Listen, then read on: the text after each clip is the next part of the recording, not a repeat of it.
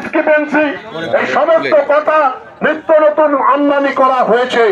Adjudication logical ডিসক্রিপেন্সিতে ফেলে মানুষকে বাদ দাও।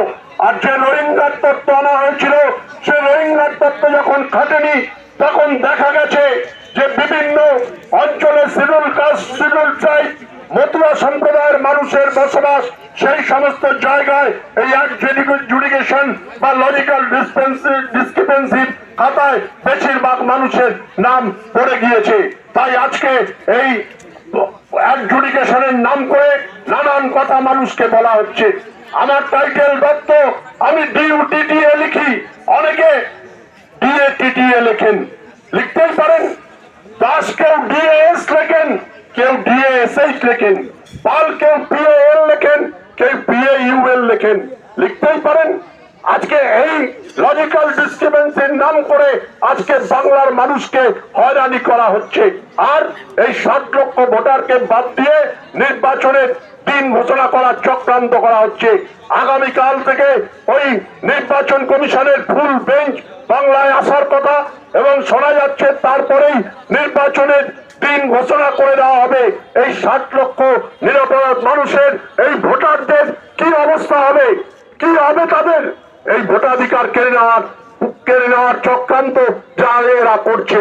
কিছু মানুষ ভাবছেন যে তৃণমূল খারাপ, তৃণমূল থেকে বাঁচবার জন্য বিজেপিকে সমর্থন করছেন। আবার কিছু মানুষ ভাবছেন বিজেপি ওই তৃণমূলই আমাদের পরিত্রাণ করবেন।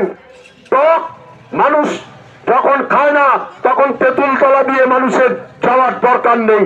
তাই আমরা বলবো যে মানুষকে, যেই তৃণমূল বিজেপির যৌথ চক্রান্ত আজকে এই মানুষের ভোটাধিকার কেড়ে নেওয়া। ওই RSS এর সন্তান মমতা বন্দ্যোপাধ্যায় দেখলেন না, ওই মানেকা গুরুস্বামীকে রাজ্যসভায় পাঠাচ্ছেন। কে মানেকা গুরুস্বামী?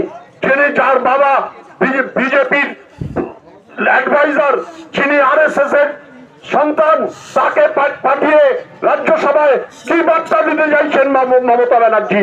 মমতা ব্যানার্জি RSS এর মা দুর্গা, তিনি কি বার্তা দিতে চাইছেন?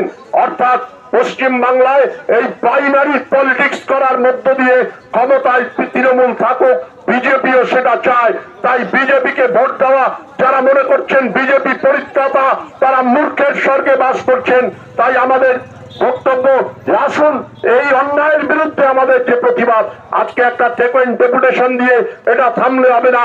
এই কথা, ওই সামনে যে নির্বাচনের ফুল বেঞ্চ আসছে, এরপরেই নির্বাচনের দিন ঘোষণা করে নেবে, এটা হবে না। সমস্ত ভোটারের এই নাম তোলবার পরেই পশ্চিম বাংলায় নির্বাচনের দিন ঘোষণা করতে হবে।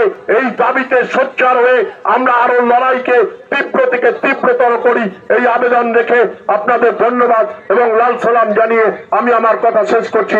ইনকলাব জিন্দাবাদ, CPIM জিন্দাবাদ।